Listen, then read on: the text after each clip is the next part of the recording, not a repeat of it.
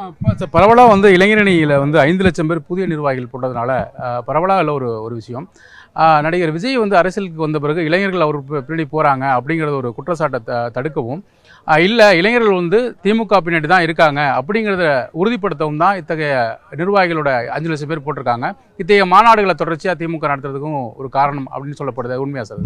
ஏன்னா இது வந்து புதுசாக நடக்கிற மாநாடு கிடையாது. இது வந்து ரெகுலராக நம்ம வந்து கிட்டத்தட்ட பல மாநாடுகளை திமுக சந்திச்சிருக்குது.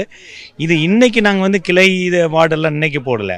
1980ஆம் ஆண்டு அண்ணன் தளபதி அவர்கள் உருவாக்கிய இந்த கட்டமைப்பு அவர் அதுக்கடுத்த 10 ஆண்டு காலத்திலே 90லேயே எங்களுக்கு வந்து கிளை அமைப்பெல்லாம் போட ஆரம்பிச்சிட்டாங்க.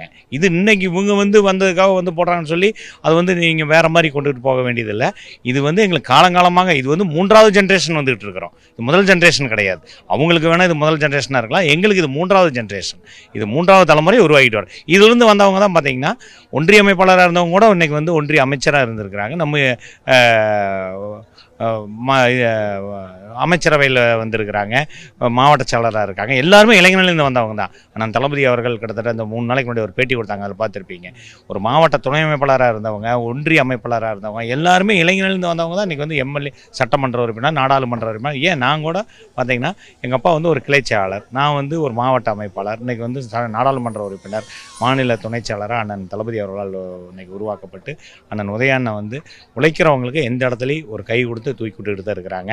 அது இளைஞரணினா அவங்க உதயாண்ணன் தன்னுடைய இதயமாக நினச்சி அதை பண்ணிகிட்டு இருக்காங்க.